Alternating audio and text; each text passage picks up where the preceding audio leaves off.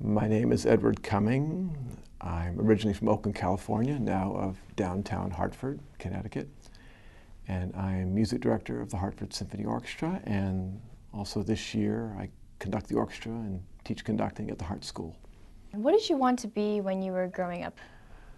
What I wanted to be when I grew up. You know, I saw Fred Astaire and I said, I want to do that. I thought, wow, to be a dancer, to be able to dance like that. Do you have any particular person who influenced you in any way? I'd say my greatest influences come from a variety of people. Certainly my parents, my mother for her grace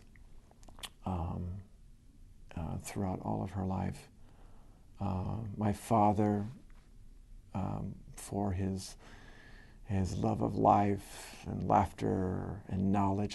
My teacher, when I studied conducting at Yale, he was very instrumental in really helping me learn how to really study a score. I mean, he talked about Beethoven in a way that made me think that he just had a cup of coffee with Ludwig the other day.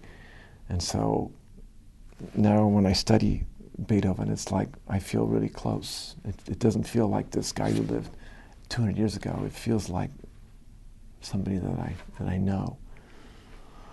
And oh, you know, George Steinbrenner, he just died. I worked with him in Tampa, and I learned a lot from him on leadership and how people don't know this about him, but how compassionate he was with young people. So yeah, a variety of influences in my life. What don't people know about you that you think they should know? What people do not know about me. I always have music running through my head. It's always. This morning I woke up with the Consecration of the House of Beethoven in my head. And that makes sense because I listened to it a couple of days before, and so I could see why it would come back. But then all of a sudden Mozart's Ave Verum Corpus got into my head. I have no idea how that happened. It's like these guys are speaking to me somehow. Do you know that I had a tune in my head for 18 months and I didn't know what it was? And I got to a point where I realized I have to find out what this tune is or else it's never going to go away. It's kind of a banal tune. I mean, it was okay. I mean, I would whistle it or sing it to friends and colleagues, and nobody knew what it was. And then one day I was thumbing through a score, an early symphony by Schubert. And there it was. It was in the finale. And the next day it was gone. It's like Schubert was trying to tell me, you know, he was like bugging me for a year and a half, you know, pay attention, you know.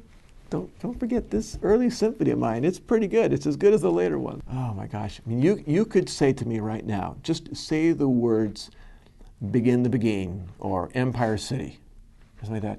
And I promise you, you know, Cole Porter and Shakira would be fighting for space in my head. It happens that easily with me. How actually did you originally become involved in music? Is there any special experiences, your first instrument? How did I get involved in music? Well, I suppose I got my first taste of conducting when I was 11, and I organized a stunt. And I got everyone to drop their pencils. No, it wasn't to drop their pencils. I got them all to say oink, oink, oink at 2:30. And the critical moment for me was at 2:29. Do I just stay in my seat or do I go to the front of the class, you know, on the pretense of sharpening my pencil?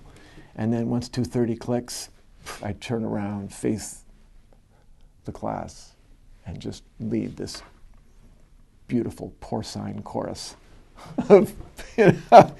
It worked out perfectly. I got suspended, and it was the best 3-day weekend I think I ever had as a kid. On to a kind of more serious note, according to actually Connecticut's Board of Education, quote, a large percentage of Connecticut's elementary schools lack a classroom in art and or music, which has a serious impact on the quality of curriculum. So what do you think about the role of music education in Connecticut? A life in the arts it saved my life. I don't know what I would be doing if it weren't for music. I mean, it found me. You know, I was 12 years old. I was in a chorus class that I didn't want to be in, and Mr. Dean asked us all, you know, you just have to do one semester in music while you're here. And it could be either with me in the chorus, or it could be next door instrumental music. So I mean, he said, I would love for you to all stay with me in the chorus, but I just give you that option. And then this guy next to me just poked me in the ribs and said, you want to try that? I said, sure. I went next door, you know, French horn's the only instruments they had left in the closet. So we started playing French horn, and you know, and my life started getting better. You know, I was having temper tantrums all the time. I was misdirected, misguided, and you know, lo and behold, the tantrums kind of stopped, and I had this new kind of passion in my life. Do you have a secret talent besides music? Any favorite hobbies or secret talent that you have? What people may not know about me is that I've become recently quite obsessed with the game of bridge. My parents, up until the time that my father died recently, they played with the same couples like for over 50 years. I thought, there must be something to this. And so I just started taking lessons.